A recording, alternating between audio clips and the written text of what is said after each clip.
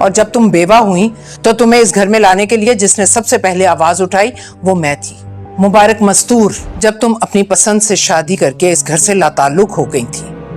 تو مبارک اور آدم بھائی نے بھی تم سے قطع تعلق کر لیا تھا۔ جھوٹی! امی، بھابی جان آپ ایسے کیوں کہہ رہی ہیں؟ کسی نے سچ ہی کہا ہے، بیٹی ماں کا عکس ہوتی ہے۔ مجھے لگا تھا جو میرا جھکا ہوا سر ہے نا وہ تم اٹھاؤ گی۔ ارے تم نے تو مجھے کچھ کہنے کے لیے بھی نہیں چھوڑا۔ تمہاری ماں صرف سوالوں کے جواب دینے کے لیے پیدا ہوئی ہے۔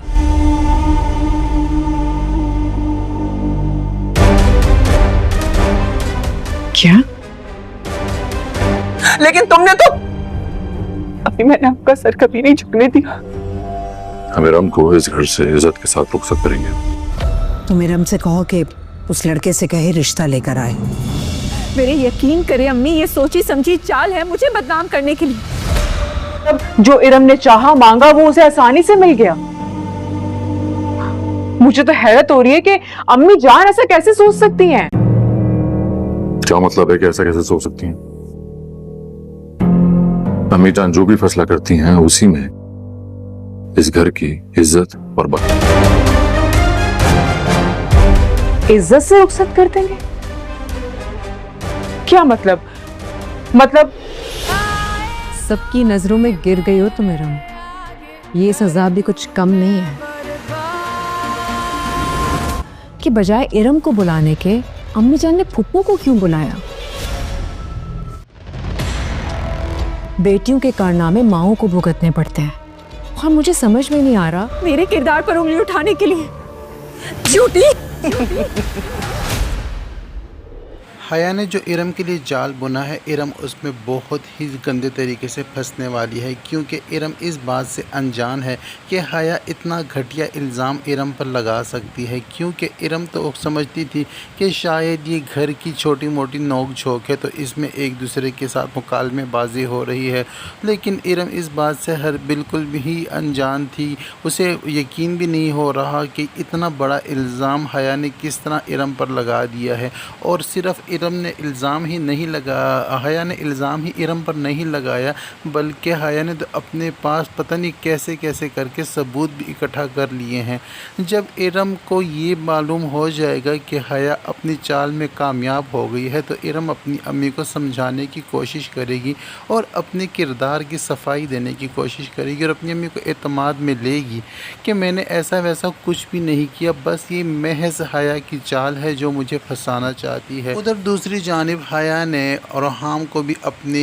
ہی انگلیوں پر نچانا سیکھ لیا ہے اور روحام بھی آنکھیں بند کر کے حیا پر اعتماد کیے ہوئے ہے، اور وہ اس بات سے بھی بے خبر ہے کہ حیا جو اس سے کروا رہی ہے وہ سراسر غلط ہے، کیونکہ کسی کی بھی کردار کشی کرنا اچھی بات نہیں ہے۔ لیکن روحام اس بات سے بے خبر ہے کہ جو ثبوت حیا اس کو دکھا رہی ہے اور وہ سارے ثبوت بھی غلط ہیں، کیونکہ یہ دھوکے سے بنائے گئے ثبوت ہیں۔ حیا روحام کو اس قدر مجبور کر دے گی اور اس قدر ڈپریس کرے گی کہ وہ اپنی امی جان سے بات کرنے کے لیے ان کے پاس جائے گا، اور اپنی امی جان سے جب ارم کے کردار کے بارے میں بات کرے گا اور کہے گا کہ اس روز جو واقعہ گھر میں ہوا تھا کہ حیا چلا رہی تھی کہ گھر میں کوئی ہے، وہ جھوٹ نہیں کہہ رہی تھی، واقعی کوئی لڑکا آیا تھا ارم سے ملنے کے لیے، اور ارم کے کمرے میں جاتے ہوئے حیا نے خود اپنی آنکھوں سے اس کو دیکھا ہے۔ لیکن مستور مبارک ایک بہت ہی عقل مند خاتون ہے،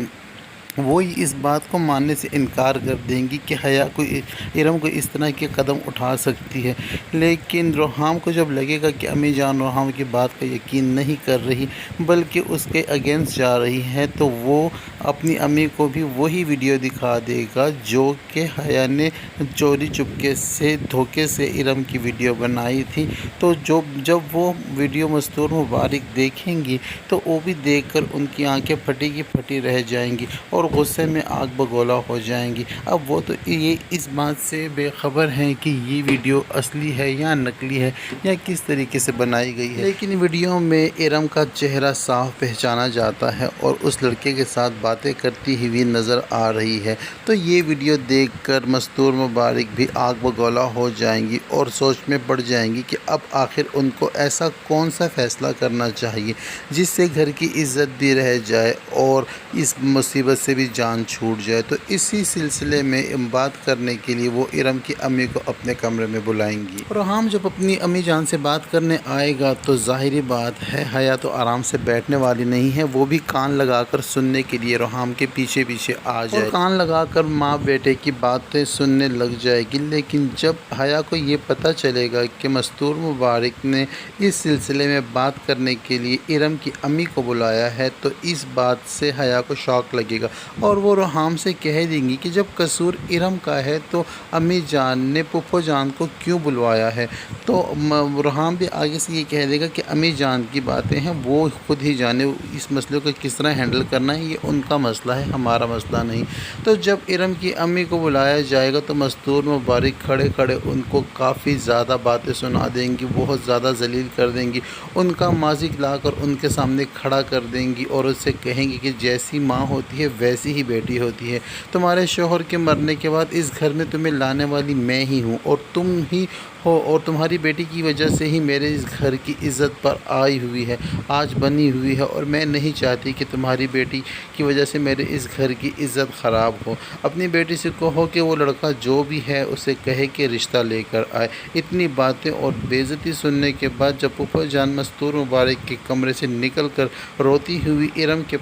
طرف جائیں گی تو اوپر کھڑی ہوئی حیا ان کا تماشا دیکھ کر دل ہی دل میں خوش بھی ہوگی اور ٹینشن میں بھی ہوگی، کیونکہ اس نے تو چاہا یہ تھا کہ ارم کو براہ راست بلا کر بے عزت کیا جائے اور اس کو باتیں سنائی جائے، لیکن اس بات سے حیا بے خبر ہے کہ مستور مبارک نے ارم کی شادی کا فیصلہ کر لیا ہے۔ جب حیا کو یہ پتہ چلے گا کہ ارم کی شادی کا فیصلہ ہو گیا ہے تو حیا کو اس بات پر بھی مرچی لگنے والی ہے۔ پھپھو جان جب غصے میں کمرے میں جائیں گی اور ارم سے جا کر ان ساری باتوں کی تفتیش کریں گی تو ارم تو سب باتوں سے انکاری ہو جائیں گی، تو یہاں تک کہ غصے میں آ کر پھپھو جان ارم کو ایک تھپڑ بھی لگا دیں گی اور ارم بہت ہی زیادہ غم اور صدمے میں ہوگی اور اپنی ماں کو یقین دلانے کی کوشش کرے گی کہ یہ ساری حیا کی چال ہے، میں نے ایسا کچھ بھی نہیں کیا، جبکہ حقیقت یہی ہے کہ ارم تو ان سب باتوں سے نہ انجان ہے، جو کچھ بھی کیا دھرا ہے یہ حیا کا ہی ہے۔ لیکن مستور مبارک نے جب فیصلہ کر دیا ہے کہ وہ لڑکا رشتہ لے کر آئے گا،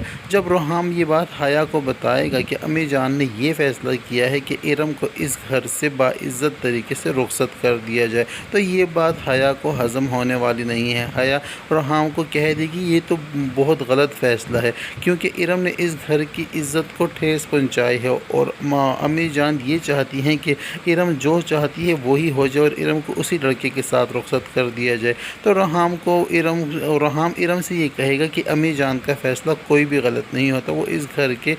فائدے میں ہی سارے فیصلے کرتی ہیں، لیکن حیا کو یہ بات ہضم نہیں ہو رہی کیونکہ حیا نے تو ارم کو صرف بدنام کرنا چاہا تھا۔ اگر ارم کی شادی اسی لڑکے کے ساتھ ہو گئی تو حیا سونیا کو کیا جواب دے گی کیونکہ سونیا اس لڑکے سے پیار کرتی ہے اور حیا اس سارے قصے کو کیسے سنبھالے گی کیونکہ حیا نے تو سونیا کا جھانسا دیا ہوا ہے کہ میں کچھ بھی کر کے تمہیں تمہارے پیار کے ساتھ ملوا دوں گی، لیکن جب پورے گھر میں یہ بات پتہ چلے گی کہ اب ارم کی شادی اس لڑکے کے ساتھ ہو رہی ہے تو سونیا سے یہ بات ہضم نہیں ہوگی۔ سونیا بھاگی ہوئی حیا کے پاس آئے گی اور آ کے اس سے پوچھے گی، سوال کرے گی کہ ایسا کیا ہو گیا، آپ نے تو کہا تھا کہ میں سب ٹھیک کر دوں گی لیکن یہاں تو ساری گیم الٹی ہو گئی ہے۔ تو سونیا کی ان باتوں کا جواب حیا کے پاس نہیں ہوگا۔ حیا ایک دم سے پزل ہو جائے گی اور نئی باتیں سوچنے لگی کہ اب آخرکار ایسا کیا کیا جائے کہ ارم کی شادی ٹل جائے اور ارم کی اس لڑکے کے ساتھ شادی نہ ہو، کیونکہ اس لڑکے کے ساتھ ارسلان کے ساتھ تو سونیا پیار کرتی ہے اور سونیا چاہتی ہے کہ میری ہی شادی اس کے ساتھ ہو۔ اگر ایسا ہو گیا کہ ارم کی شادی گھر والے ارسلان کے ساتھ کروانے پر راضی ہو گئے تو سونیا احتجاج کرے گی اور سونیا اگر گھر والوں کو بتا دے کہ اس رات جو لڑکا آیا تھا وہ ارم سے ملنے نہیں آیا تھا بلکہ مجھ سے ملنے آیا تھا تو حیا بھی بہت اکیلی رہ جائے گی، ایک طرف ہو جائے گی کیونکہ ساری آگ تو حیا کی لگائی ہوئی ہے۔ تو حیا اپنے گھر والوں کو ان باتوں کا کیا جواب دے जाएगी। तो हया अब फिर से मुश्किल में फंसने वाली है और अब आगे चलकर हया के साथ क्या होने जा रहा है ये तो आने वाले एपिसोड ही बताएं। तो अब तक के लिए इतना ही। वीडियो पसंद आए तो वीडियो को लाइक और चैनल को सब्सक्राइब करना ना भूलें और साथ ही साथ हमारे बेल आइकन को भी प्रेस कर दें ताकि हमारी नई आने वाली वीडियो का नोटिफिकेशन बआसानी आपको मिल सके और वीडियो को